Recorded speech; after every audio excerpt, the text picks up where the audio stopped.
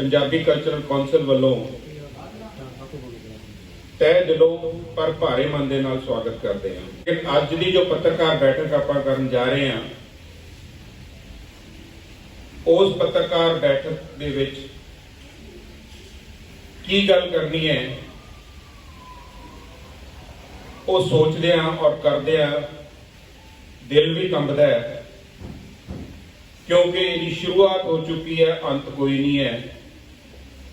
अज तुहानू सारिआं नू वो लिस्ट दसनी है, नाल स्टैंडी ते लगी भी हुई है। ये सारियां शहीदियां तकरीबन 162 शहीदियां जो हुई ने किसानी संघर्ष मोर्चे के दौरान, वो आप जी दे नाल विस्तार दे विच साडे प्रधान जी सरदार हरजीत सिंह जी गरेवाल साझी करनगे। देखो तुसी कितनी यह सुहिर्द गल है कि किसान शहीद हो रहा है आम भारती वास्ते, लेकिन बेसुहिर्द बोली सरकार बिल्कुल सुन नहीं रही, अज तक सुन नहीं रही। बहुत जरूरी सी कि वो पहले जदों किसानां ने मैमोरेंडम अपने दिते ने डीसी दफ्तरां नूं, उदों ही समझ आती, तां शायद अज दा दिन ना आउंदा। ये जिहड़ियां 162 जानां ने, ये साडियां कीमती जानां ना जांदियां। दिल्ली का रहने वाला रूह मेरी खेतों च वसदी है, और ये खेत साडे सिर्फ हिंदुस्तान च नहीं ने, कैलीफोर्निया तो लैके वूलगा ऑस्ट्रेलिया तक, नोवा स्कॉशिया प्रिंस एडवर्ड आइलैंड तो लैके अफ्रीका के मोजाम्बिक तक, खास तौर पर पंजाबी फार्मर पूरी दुनिया जिवें ढिंडसा साहब हुणे कह के हटे कि यह सिर्फ किसानों की लड़ाई नहीं, ये आम आदमी की लड़ाई है।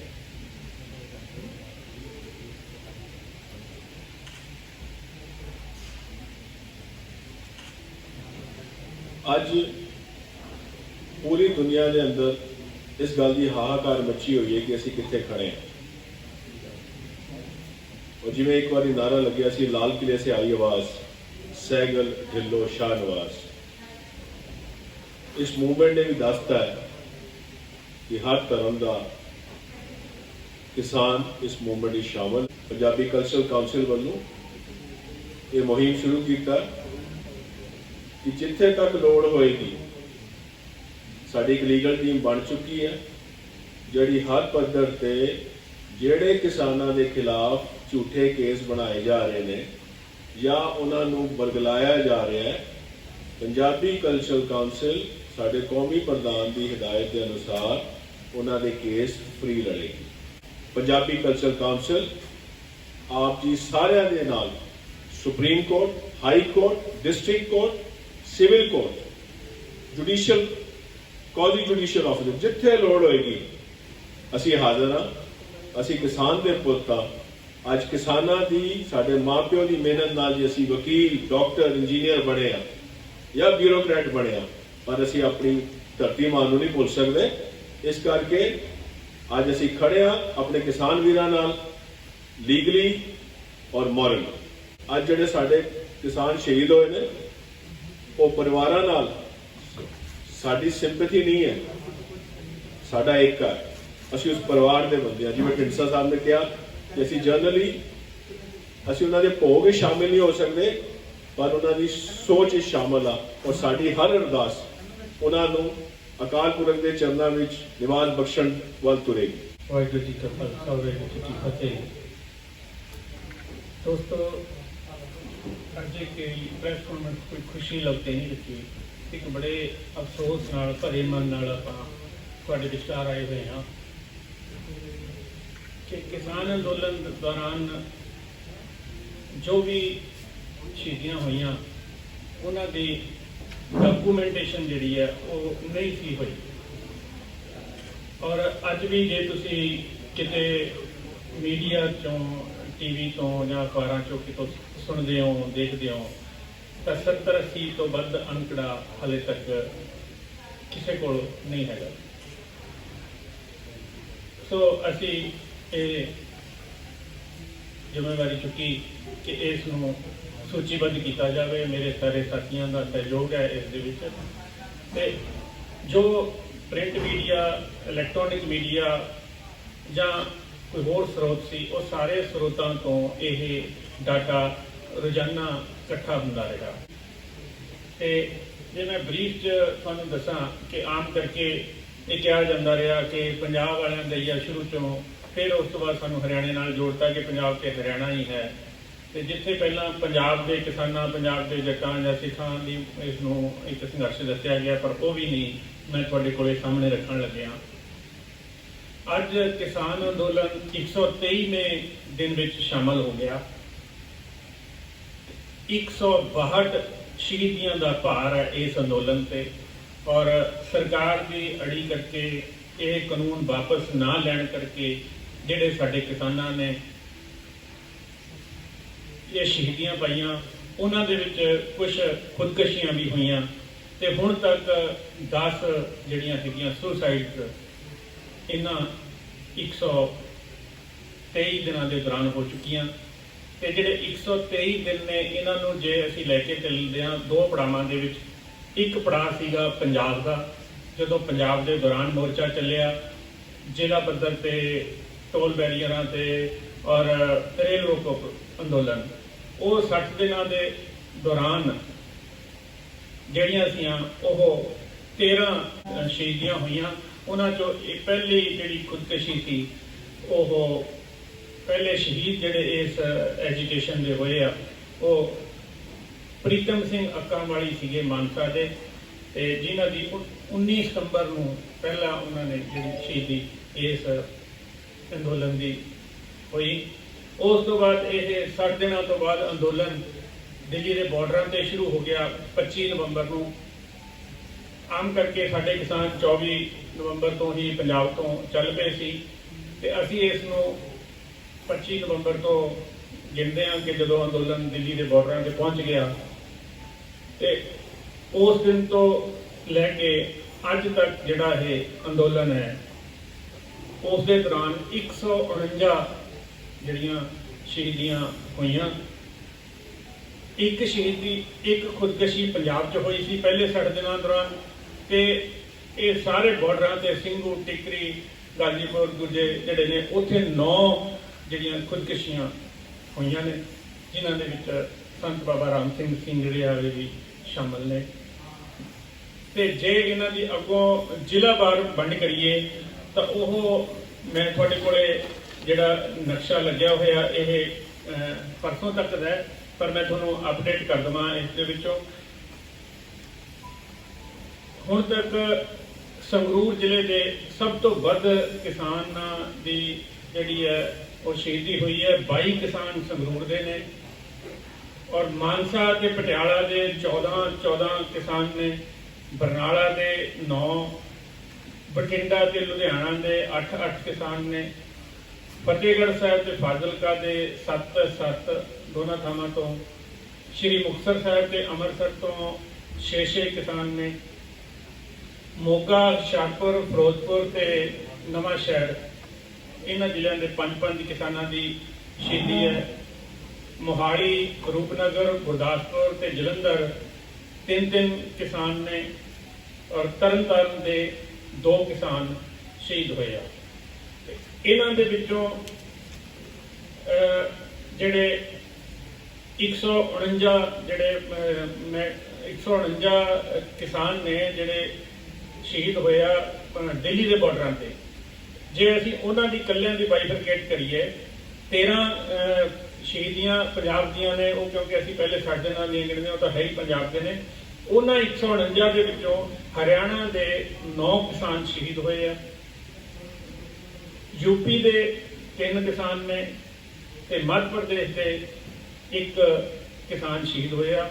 ਔਰ ਵੱਡੀ ਗੱਲ ਤੁਹਾਨੂੰ ਇਹ ਵੀ ਮੈਂ ਇਹਦੇ 'ਚ ਹੋਰ ਸ਼ਾਮਲ ਕਰਦੇ ਹਾਂ ਥੋੜੀ ਜਿਹੀ ਸੂਚਨਾ ਕਿ ਜਿਹੜੇ ਮੱਧ ਪ੍ਰਦੇਸ਼ ਤੋਂ ਸ਼ਹੀਦੀ ਹੋਈ ਹੈ ਕਿਸਾਨ ਦੀ, ਉਹ ਖੇਤੀਬਾੜੀ ਮੰਤਰੀ ਦੇ ਹਲਕੇ ਦੇ ਕਿਸਾਨ ਸੀ, ਉਹ ਬੀਜੇਪੀ ਦੇ ਅਹੁਦੇਦਾਰ ਸੀਗੇ ਔਰ ਉਹ ਤੋਮਰ ਸਾਹਿਬ ਦੀ ਇਲੈਕਸ਼ਨ ਕੈਂਪੇਨ ਦੇ ਇੱਕ ਬਲਾਕ ਦੇ ਇੰਚਾਰਜ ਸੀਗੇ। ਤੇ ਫਿਰ ਇਸ ਨੂੰ ਜੇ ਇਹ ਕਿਹਾ ਜਾਵੇ ਕਿ ਜਦੋਂ ਇੰਨੇ 4 ਰਾਜਾਂ ਦੇ ਕਿਸਾਨ ਸ਼ਹੀਦ ਹੋਏ ਆ ਤਾਂ ਆਪਾਂ ਕਹਿ ਦਈਏ ਕਿ ਸਿਰਫ 2 ਰਾਜ ਨੇ, ਇਹ ਵੀ ਗਲਤ ਹੈ। ਤੇ ਜਦੋਂ ਇਸ ਨੂੰ ਸਾਡੇ ਆਮ ਕਰਕੇ ਇਹ ਕਿਹਾ ਗਿਆ ਕਿ ਇਹ ਤਾਂ ਪੰਜਾਬ ਦਿਆਂ ਦੀ ਜਾਂ ਜੱਟਾਂ ਦੀ ਜਾਂ ਸਿੱਖਾਂ ਦੀ ਲੜਾਈ ਹੈ ਬਿਲਾਂ ਤੇ, ਤਾਂ ਜੇ ਇਹਨੂੰ ਥੋੜਾ ਜਿਹਾ ਉਹਨਾਂ ਦੀ ਸੋਚ ਦੇ ਮੁਤਾਬਕ ਆਪਾਂ ਇਹਨੂੰ ਹੋਰ ਬਾਈਫਰਕੇਟ ਕਰੀਏ ਤਾਂ ਇਹਨਾਂ ਸਾਰੀਆਂ ਸ਼ਹੀਦੀਆਂ ਦੇ ਵਿੱਚੋਂ 138 ਜਿਹੜੇ ਸਿੱਖ ਕਿਸਾਨ ਨੇ, 21 ਹਿੰਦੂ ਕਿਸਾਨ ਨੇ 21, ਔਰ 3 ਉਹਨਾਂ 'ਚ ਮੁਸਲਮਾਨ ਕਿਸਾਨ ਨੇ ਜਿਹੜੇ ਹੁਣ ਤੱਕ ਇਸ ਕਾਨੂੰਨਾਂ ਦੀ ਵਾਪਸੀ ਲਈ ਸੰਘਰਸ਼ ਕਰਦੇ ਹੋਏ ਸ਼ਹੀਦ ਹੋਏ। ਔਰ ਇਸ ਅੰਦੋਲਨ 'ਚ ਅੱਜ ਇਹ ਜਿਹੜੀ ਲਿਸਟ ਹੈਗੀ ਆ, ਸਾਡੇ ਵਾਈਸ ਚੇਅਰਮੈਨ ਤੇਜਿੰਦਰਪਾਲ ਸਿੰਘ ਨਲਵਾ ਜੀ ਸੁਪਰੀਮ ਕੋਰਟ ਦੇ ਵਕੀਲ ਨੇ, ਸੀਨੀਅਰ, ਇਹ ਉੱਥੇ ਮੋਰਚੇ 'ਚ ਹੁੰਦੇ ਆ ਤੇ ਇਹਨਾਂ ਨੂੰ ਸੌਂਪਾਂਗੇ ਤੇ ਇਹ ਅੱਗੇ ਜਿਹੜੇ ਕਿਸਾਨ ਨੇਤਾ ਨੇ ਉਹਨਾਂ ਨੂੰ ਇਹ ਲਿਸਟ ਦੇਣਗੇ, ਕਿਉਂਕਿ ਉਹਨਾਂ ਕੋਲੇ ਵੀ ਹਲੇ ਇਹ ਲਿਸਟ ਨਹੀਂ, ਉਹ ਵੀ ਕੰਪਾਈਲ ਕਰਨ ਲੱਗੇ ਹੋਏ ਆ। ਜਿਵੇਂ ਅਸੀਂ ਕਹਿੰਦੇ ਹਾਂ ਕਿ ਪੰਜਾਬੀਆਂ ਨੇ ਅਜੇ ਤੱਕ ਚਾਹੇ ਜੰਗੇ ਜਬਰੀ ਦਾ ਇਤਿਹਾਸ ਸੀ ਜਾਂ ਪੁਰਾਣਾ ਸੀ, ਅਸੀਂ ਸ਼ਹੀਦੀਆਂ ਦਿੱਤੀਆਂ, ਇਤਿਹਾਸ ਬਣਾਇਆ, ਪਰ ਇਤਿਹਾਸ ਨਹੀਂ ਸੀ ਸਮਝਿਆ। ਅਸੀਂ ਥੋੜੇ ਜਿਹੇ ਉਸ ਅਕਲ ਤੋਂ ਕੰਮ ਲੈਂਦਿਆਂ ਹੋਇਆਂ ਇਸ ਨੂੰ ਕੰਪਾਈਲ ਕੀਤਾ।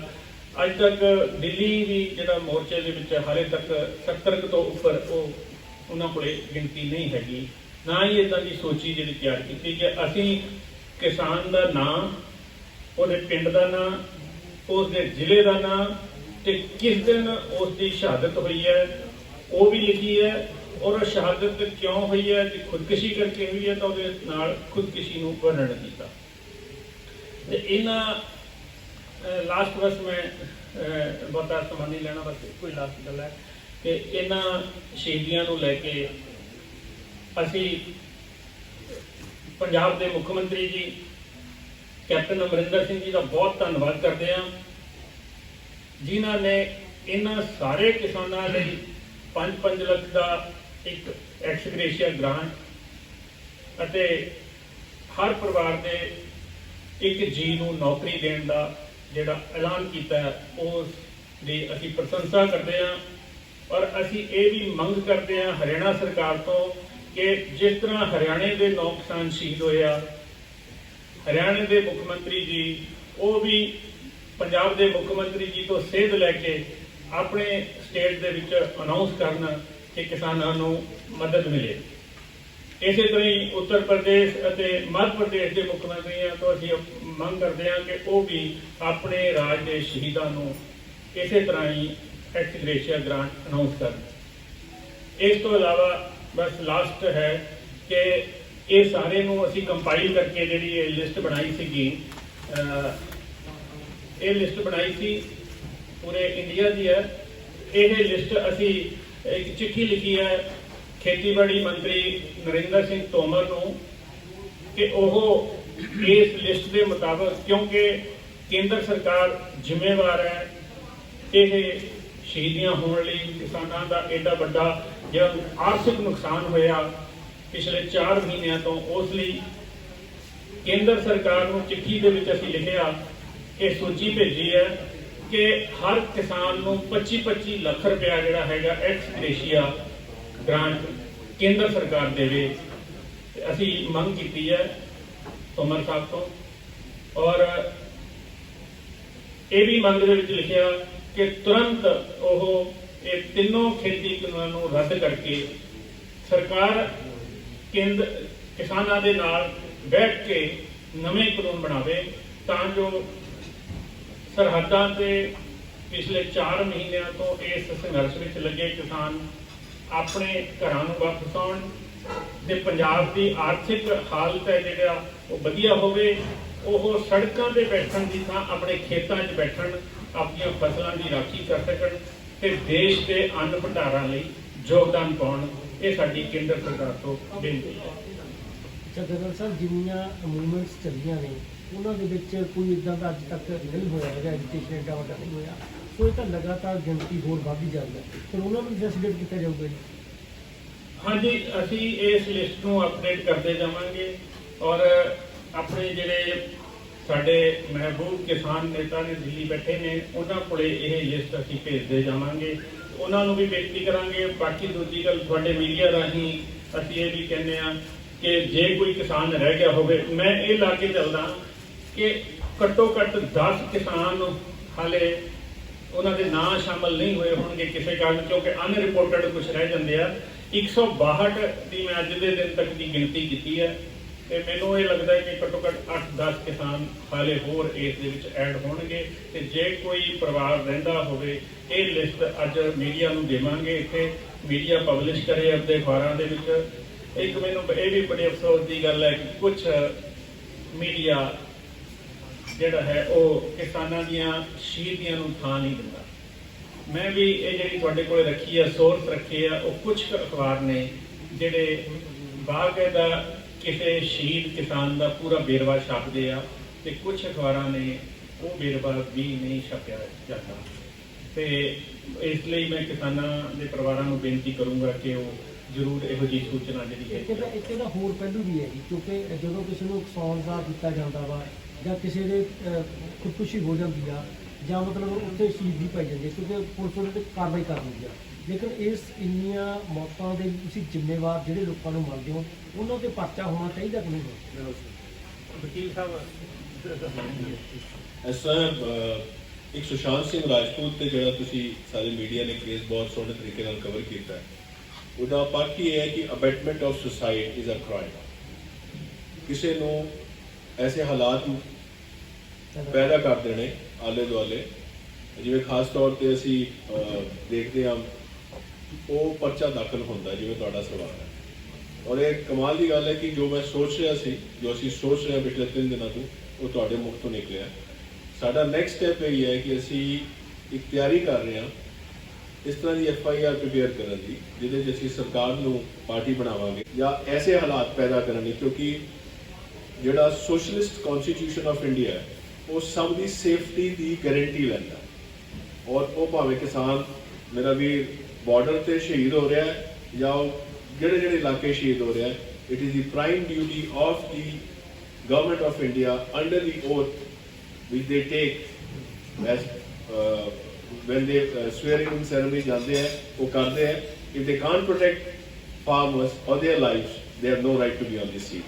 so definitely ਆਪਾਂ ਇਸ ਚੀਜ਼ ਨੂੰ ਬਹੁਤ ਜਲਦੀ ਨਹੀਂ ਬਲਕਿ ਕੱਲ੍ਹ ਤੋਂ ਹੀ ਸ਼ੁਰੂ ਕਰ ਰਹੇ ਹਾਂ ਕਿ ਜਿਹੜਾ ਇੱਕ ਮਾਹੌਲ ਕ੍ਰੀਏਟ ਕੀਤਾ ਹੁੰਦਾ ਨਾ, ਜਿਹੜਾ ਇੱਕ ਸੈਂਸਰ ਮੀਡੀਆ ਹੁੰਦਾ ਕਿ ਜਿਵੇਂ ਗਲਤ ਖਬਰ ਨਹੀਂ ਦਿਖਾ ਸਕਦੇ, ਉਸੇ ਤਰ੍ਹਾਂ ਜਿਹੜੀ ਮੀਡੀਆ ਦੇ ਅੰਦਰ ਇੱਕ ਸਿਸਟਮ ਚਲਾਇਆ ਜਾਂਦਾ ਹੈ ਕਿ ਤੁਸੀਂ ਦੂਜੇ ਨੂੰ ਆਤੰਕਵਾਦੀ, ਖਾਲਿਸਤਾਨੀ, ਟੁਕੜੇ ਗੈਂਗ ਜਾਂ ਦੇਸ਼ ਵੰਡਣ ਦੀ ਜਾਂ ਪੰਜਾਬੀਆਂ ਨੂੰ ਵੰਡਣ ਦੀ ਜਾਂ ਪੂਰੇ ਮੁਲਕ ਨੂੰ ਹਿੰਦੂ ਸਿੱਖ ਮੁਸਲਮਾਨਾਂ 'ਚ ਵੰਡਣ ਦੀ ਗੱਲ ਕਰਦੇ ਹੋ, that media should also be covered. ਇੱਕ ਮੈਂ ਬਹੁਤ ਹੀ ਗੱਲ ਵਿੱਚ ਰਹਿਣੀ, ਇਸੇ ਲੈਟਰ ਦੇ ਵਿੱਚ ਹੀ ਅਸੀਂ ਵੱਖਰੇ ਤੌਰ ਤੇ ਮੁੱਖ ਮੰਤਰੀ ਹਰਿਆਣਾ ਤੇ ਮੁੱਖ ਮੰਤਰੀ ਦਿੱਲੀ ਉਹਨਾਂ ਨੂੰ ਵੀ ਲੈਟਰ ਲਿਖ ਰਹੇ ਹਾਂ ਔਰ ਇਸ ਦੇ ਵਿੱਚ ਮੰਗ ਵੀ ਕਰਦੇ ਹਾਂ, ਅੱਜ ਤੁਹਾਡੇ ਰਾਹੀਂ ਮੰਗ ਕਰਦੇ ਹਾਂ ਕੇਜਰੀਵਾਲ ਜੀ ਤੋਂ ਕਿ ਉਹ ਜਿਹੜੇ ਦਿੱਲੀ ਦੇ ਬਾਰਡਰਾਂ ਤੇ ਕਿਸਾਨ ਬੈਠੇ ਆ ਉਹਨਾਂ ਨੂੰ ਪੂਰੀ ਮਦਦ ਤੇ ਹਰ ਤਰ੍ਹਾਂ ਦੀ ਬੁਨਿਆਦੀ ਸਹੂਲਤ, ਜਿਹਦੇ 'ਚ ਰੋਟੀ ਪਾਣੀ, ਖਾਣ ਪੀਣ, ਰਹਿਣ ਤੋਂ ਲੈ ਕੇ ਟਾਇਲਟ ਜਾਂ ਹੋਰ ਇੱਦਾਂ ਦੀ ਮੈਡੀਕਲ ਏਡ ਉਹ ਪ੍ਰੋਵਾਈਡ ਕਰਨਾ, ਇਹ ਉਹਨਾਂ ਦੀ ਜ਼ਿੰਮੇਵਾਰੀ ਆ, ਕਿਉਂਕਿ ਉਹਨਾਂ ਦੇ ਗੁਰੂਆਂ ਤੇ ਸਾਡੇ ਪੰਜਾਬ ਦੇ ਕਿਸਾਨ ਬੈਠੇ। ਕੈਪਟਨ ਅਮਰਿੰਦਰ ਸਿੰਘ ਨੇ ਜੋ ਐਲਾਨ ਕੀਤਾ ਜੀ ਕੱਲ੍ਹ, ਤੇ ਉਸ ਨੂੰ ਲੈ ਕੇ ਕ੍ਰਿਟੀਸਾਈਜ਼ ਵੀ ਕਰਨਾ ਸ਼ੁਰੂ ਕਰ ਦਿੱਤਾ ਕਿ ਸ਼ਾਇਦ ਇਲੈਕਸ਼ਨਾਂ ਨੂੰ ਲੈ ਕੇ ਵੀ ਇਹ ਗੱਲ ਕਹੀ ਜਾਏ, ਤੇ ਤੁਸੀਂ ਇਸ ਦਾ ਕੀ ਪੱਖ ਹੈ? ਅਸੀਂ ਬਹੁਤ ਧੰਨਵਾਦ ਕਰਦੇ ਹਾਂ ਮਾਨਯੋਗ ਮੁੱਖ ਮੰਤਰੀ ਜੀ ਦਾ ਕਿ ਉਹਨਾਂ ਨੇ ਇਸ ਤੋਂ ਪਹਿਲਾਂ ਵੀ ਉਹਨਾਂ ਨੇ ਇਸ ਸੰਘਰਸ਼ ਦੀ ਪੂਰੀ ਡਟਵੀਂ ਹਮਾਇਤ ਕੀਤੀ ਹੈ ਔਰ ਕਿਸਾਨਾਂ ਨਾਲ ਬਹੁਤ ਮੀਟਿੰਗਾਂ ਕੀਤੀਆਂ, ਇਸ ਮਸਲੇ ਨੂੰ ਸੁਲਝਾਉਣ ਲਈ ਵੀ ਬਹੁਤ ਕੰਮ ਕੀਤੇ ਆ ਔਰ ਅੱਜ ਉਹਨਾਂ ਨੇ ਉਸ ਜਿਹੜੀਆਂ ਸ਼ਹੀਦੀਆਂ ਹੋਈਆਂ ਕਿਸਾਨਾਂ ਦੇ ਸਭ ਤੋਂ ਪਹਿਲਾਂ ਉਹਨਾਂ ਨੇ ਐਕਸਗ੍ਰੇਸ਼ੀਆ ਅੱਜ ਤੱਕ ਉਹ ਦੇ ਚੁੱਕੇ ਆ। ਘੱਟੋ ਘੱਟ 25 ਕਿਸਾਨਾਂ ਨੂੰ ਜਿਹੜੀ ਹੈਗੀ ਐਕਸਗ੍ਰੇਸ਼ੀਆ ਗ੍ਰਾਂਟ ਮਿਲ ਚੁੱਕੀ ਆ, ਅਨਾਉਂਸ ਉਹਨਾਂ ਦੇ ਘਰਾਂ 'ਚ ਜਾ ਕੇ ਚੈੱਕ ਦਿੱਤੇ ਗਏ ਆ ਤੇ ਬਾਕੀ ਰਹਿੰਦਿਆਂ ਲਈ ਉਹਨਾਂ ਨੇ ਅਨਾਉਂਸ ਕੀਤਾ, ਅਸੀਂ ਉਹਦਾ ਤਹਿ ਦਿਲੋਂ ਸਵਾਗਤ ਕਰਦੇ ਹਾਂ। ਬਾਕੀ ਮੁੱਖ ਮੰਤਰੀ ਵੀ ਜਿਹੜੇ ਨੇ ਉਹ ਆਪੋ ਆਪਣੇ ਸਟੇਟਾਂ ਦੇ ਵਿੱਚ ਇਸ ਤਰ੍ਹਾਂ ਦੇ ਅਨਾਉਂਸਮੈਂਟ। ਜਨਰਲ ਸਾਹਿਬ, ਜੇ ਕੋਈ ਲੋਕ ਮਦਦ ਕਰਨਾ ਚਾਹੁੰਦੇ ਆ, ਕਿਸਾਨਾਂ ਦੀ ਫਾਈਨੈਂਸ਼ੀਅਲ ਹੈਲਪ ਕਰਨਾ ਚਾਹੁੰਦੇ ਆ, ਤਾਂ ਉਹਨੂੰ ਈਡੀ ਦਾ ਜਾਂ ਇਨਕਮ ਟੈਕਸ ਦੀ ਗੱਲ ਕਰੀਏ ਤਾਂ ਉਹਨਾਂ ਦੇ ਵੱਲੋਂ ਉਹ ਡਰਾਇਆ ਧਮਕਾਇਆ ਜਾ ਰਿਹਾ ਉਸ ਨੂੰ ਲੈ ਕੇ। ਇਸ ਬਾਬਤ ਕੀ ਤੁਹਾਡਾ? ਉਹ ਗਲਤ ਗੱਲ ਹੈ ਜੀ। ਦੇਖੋ, ਜੇ ਇਸ ਸੰਘਰਸ਼ ਦੇ ਵਿੱਚ ਹਰ ਜਾਤ ਦਾ, ਹਰ ਪਾਤ ਦਾ, ਹਰ ਦੇਸ਼ ਦਾ, ਹਰ ਕੌਮ ਦਾ ਬੰਦਾ ਇਨਵੋਲਵ ਹੈ, ਔਰ ਮਜ਼ਦੂਰ ਤੋਂ ਲੈ ਕੇ IAS ਅਫੀਸਰ ਤੱਕ ਇਸ ਸੰਘਰਸ਼ ਦੇ ਵਿੱਚ ਉਹ ਆਪਣੀ ਜਿਹੜੀ ਹੈ ਕੰਟਰੀਬਿਊਸ਼ਨ ਕਰ ਰਿਹਾ। ਤੁਸੀਂ ਵਕੀਲ ਲੈ ਲਓ, ਅਧਿਕਾਰੀ ਲੈ ਲਓ, ਚੌਕੀਦਾਰ, ਚੁਕਾਸੀ ਤੋਂ ਲੈ ਕੇ ਉੱਪਰ ਤੱਕ ਸਾਰੇ ਇਸ ਇਨਵੋਲਵ ਨੇ। ਜੋ ਬੰਦਾ ਹੈ ਉਹ ਆਪਣੀ ਜਥਾ ਸ਼ਕਤੀ ਮੁਤਾਬਕ ਉੱਥੇ ਹੈਲਪ ਕਰ ਰਿਹਾ। ਤੇ ਜਦੋਂ ਜੇ ਅਸੀਂ ਜੰਗੇ ਆਜ਼ਾਦੀ ਦੇ ਵਿੱਚ ਸਾਡੇ ਲੋਕਾਂ ਨੇ ਇਸ ਤਰ੍ਹਾਂ ਦਾ ਸਹਿਯੋਗ ਦਿੱਤਾ, ਤੇ ਅੱਜ ਉਸੇ ਇੱਕ ਲੋਕਾਂ ਦੇ ਆਪਣੇ ਜਿਹੜੀ ਹੈਗੀ ਆ ਜੀਵਨ ਮਰਨ ਦੀ ਲੜਾਈ ਹੈ, ਤੇ ਉਸ ਦੇ ਵਿੱਚ ਲੋਕੀ ਸਹਿਯੋਗ ਦੇ ਰਹੇ ਆ। ਧਰਮ, ਜਾਤ ਪਾਤ, ਦੇਸ਼, ਸੂਬਿਆਂ ਦੀਆਂ ਹੱਦਾਂ ਤੋਂ ਉੱਪਰ ਉੱਠ ਕੇ। ਤੇ ਮੈਂ ਸਮਝਦਾ ਕਿ ਇਹ ਬਹੁਤ ਗਲਤ ਸਟੈਪ ਹੈ। ਸਰਕਾਰ ਨੂੰ ਇਹ ਜਿਹੇ ਜਿਹੜੇ ਤਰੀਕੇ ਨੇ, ਇਹ ਸਗੋਂ ਇਸ ਸੰਘਰਸ਼ ਨੂੰ ਜਿਹੜਾ ਹੈਗਾ ਉਹ ਥੱਲੇ ਨਹੀਂ ਲਿਜਾਊ। ਇਸ ਸੰਘਰਸ਼ ਨੂੰ ਹੋਰ ਬਲ ਮਿਲੂ, ਤੇ ਤੁਹਾਡੇ ਵਰਗੇ ਸਾਰੇ ਜਿਹੜੇ ਵਰਗਾਂ ਦੇ ਲੋਕ ਨੇ ਉਹਨਾਂ ਦਾ ਇੱਕ ਹੋਰ ਸਪੋਰਟ ਤਕੜੀ ਹੋਊ। ਇੱਕ ਉਦਾਹਰਨ ਦਿੰਦੇ ਆ ਜੀ, ਜੇ ਤੁਸੀਂ ਸਿੰਘੂ ਬਾਰਡਰ ਤੇ ਗਏ ਹੋ ਤਾਂ ਉੱਥੇ ਤੁਹਾਨੂੰ ਤਕਰੀਬਨ 10-12 ਕਿਲੋਮੀਟਰ ਪਹਿਲਾਂ ਤੁਹਾਨੂੰ ਆਪਣੀ ਗੱਡੀ ਤੋਂ ਉਤਰਨਾ ਪੈਂਦਾ ਹੈ। ਉੱਥੋਂ ਜੇ ਤੁਹਾਨੂੰ ਕੋਈ ਆਟੋ ਜਾਂ ਰਿਕਸ਼ਾ ਮਿਲਦਾ ਹੈ ਨਾ, ਉਹ ਤੁਹਾਨੂੰ ਚਾਰਜ ਨਹੀਂ ਕਰਦਾ ਪੈਸੇ। ਉਹ ਵਿਚਾਰਾ ਇੱਕ ਗਰੀਬ ਆਦਮੀ ਵੀ ਆਪਣੀ ਕੰਟਰੀਬਿਊਸ਼ਨ ਦੇ ਰਿਹਾ ਹੈ। ਜੇ ਉਹ ਆਪਣਾ ਦਸਵੰਧ ਦੇ ਰਿਹਾ ਹੈ, ਜੇ ਖਾਲਸਾ ਏਡ ਆਪਣੀ ਦਸਵੰਧ ਦੇ ਰਹੀ ਹੈ, ਜੇ ਟਰਾਂਸਪੋਰਟਰ ਆਪਣੇ ਦਸਵੰਧ ਦੇ ਰਹੇ ਨੇ, ਜੇ ਕੋਈ ਹੋਰ ਆਮ ਕਿਰਤੀਆ ਜਾਂ ਕੋਈ ਸਰਵਿਸ ਕਲਾਸ ਪਰਸਨ ਆਪਣਾ ਦਸਵੰਧ ਦੇ ਰਿਹਾ ਤਾਂ ਕੀ ਪ੍ਰੋਬਲਮ ਹੈ? ਨਾਲੇ ਜਿਹੜੇ ਸਾਡੇ ਬੱਚੇ ਬੈਠੇ ਆ ਬਾਹਰ, ਜੇ ਉਹ ਆਪਣੇ ਫਾਦਰ ਨੂੰ, ਆਪਣੇ ਚਾਚੇ ਤਾਏ ਨੂੰ, ਜਾਂ ਆਪਣੇ ਪਿੰਡ ਦੇ ਕਿਸੇ ਬੰਦੇ ਨੂੰ ਕੋਈ ਕੰਟਰੀਬਿਊਸ਼ਨ ਭੇਜ ਰਹੇ ਆ, ਤਾਂ ਇਹਦੇ ਵਿੱਚ ਕਿਸੇ ਨੂੰ ਕੀ ਦਿੱਕਤ ਹੋਣੀ ਚਾਹੀਦੀ ਆ? ਬੱਚਾ ਆਪਣੇ ਮਾਂ ਪਿਓ, ਚਾਚੇ ਤਾਏ, ਪਿੰਡ ਦੇ ਸਾਰੇ ਚਾਚੇ ਤਾਏ ਹੁੰਦੇ ਨੇ, ਆਪਣੇ ਚਾਚੇ ਤਾਇਆਂ ਨੂੰ ਕੋਈ ਬੰਦਾ ਕੰਟਰੀਬਿਊਟ ਕਰ ਰਿਹਾ, ਇਸ ਤੇ ਕਿਸੇ ਨੂੰ ਹੋਣਾ ਹੀ ਨਹੀਂ ਚਾਹੀਦਾ। ਈਵਨ ਚਾਹ ਵਾਲੇ ਦੀ ਵੀ ਕੰਟਰੀਬਿਊਸ਼ਨ ਆਈ ਹੈ ਜੀ। ਮੈਂ ਜਿਹੜਾ ਤੁਹਾਡਾ ਸਵਾਲ ਸੀ ਕਿ ਦਿੱਲੀ ਕੀ ਹੋ ਰਿਹਾ, ਕਿਉਂਕਿ ਮੈਂ ਦਿੱਲੀ ਦਾ ਰਹਿਣ ਵਾਲਾ, ਇਸ ਗੱਲ ਨੂੰ ਦੱਸਣਾ, ਕਿਉਂਕਿ ਦਿੱਲੀ ਦਾ ਇੱਕ ਹੱਦ ਹੈ ਜਿੱਥੇ ਅਸੀਂ ਹਰਿਆਣਾ 'ਚ ਐਂਟਰ ਨਹੀਂ ਕਰ ਸਕਦੇ ਕੋਈ ਵੀ ਸਰਵਿਸ ਪ੍ਰੋਵਾਈਡ ਕਰ ਰਹੀ ਹੈ। ਜਿਹੜੀ ਦਿੱਲੀ ਦੀ ਸਰਕਾਰ ਹੈ, ਅਰਵਿੰਦ ਕੇਜਰੀਵਾਲ ਗਵਰਨਮੈਂਟ, ਉਹਨਾਂ ਨੇ ਦਿੱਲੀ ਬਾਰਡਰ ਤੇ ਜਿੱਥੇ ਉਹਨਾਂ ਦੀ ਹੱਦ ਹੈ ਉੱਥੇ ਟਾਇਲਟਸ ਔਰ ਪਾਣੀ ਦਾ ਇੰਤਜ਼ਾਮ ਕਰ ਦਿੱਤਾ, ਔਰ ਵਾਈਫਾਈ ਹੌਟਸਪੌਟਸ ਵੀ ਲਵਾ ਦਿੱਤੇ ਨੇ। ਇਸ ਵਾਸਤੇ ਲਵਾਏ ਨੇ ਕਿ ਜਿਹੜੇ ਲੋਕਾਂ ਨੂੰ ਸੋਸ਼ਲ ਮੀਡੀਆ ਤੇ ਢਾਇਆ ਜਾ ਰਿਹਾ ਸੀ, ਕਿਉਂਕਿ ਮੋਰਲੀ ਇਹ ਲੜਾਈ ਜ਼ਿਆਦਾ ਲੜੀ ਜਾ ਰਹੀ ਹੈ ਕਿ ਉਹਨਾਂ ਨੂੰ ਢਾਹ ਦਿਓ, ਮੈਂਟਲੀ ਪਰੇਸ਼ਾਨ ਕਰ ਦਿਓ, ਰੈਸਟ ਆਫ ਦੀ ਵਰਲਡ ਦੇ ਵਿੱਚ ਕੱਟ ਦਿਓ। ਤੇ ਉਸ ਜਗ੍ਹਾ ਤੇ ਟਿਕਰੀ ਬਾਰਡਰ ਤੇ Ghazipur border within Delhi jurisdiction और Singhu border within Delhi jurisdiction toilets, पानी का इंतजाम और लंगर चल रहे हैं। इस गल तो ये भी पता लगता है जिवें कैप्टन साहब ने एक्वेशिया पेमेंट की है, ये गल बिल्कुल ठीक है कि जब तक सारिया सरकारां अपने किसानों को आइडेंटिफाई नहीं करनगियां तब तक उन्होंने घर ठीक तरह का कॉम्पनसेशन नहीं पहुंचेगा। जिहड़ा कि असी कारगिल युद्ध तो बाद हुण तक लोगों के घर कॉम्पनसेशन ना पहुंचण ते जो हालात देखते हैं, इस वास्ते सानू प्रोएक्टिवली काम करना पड़ेगा कि उन्होंने घर एक्चुअली कॉम्पनसेशन पहुंचे। Thank you. धन्यवाद जी, बहुत बड़ा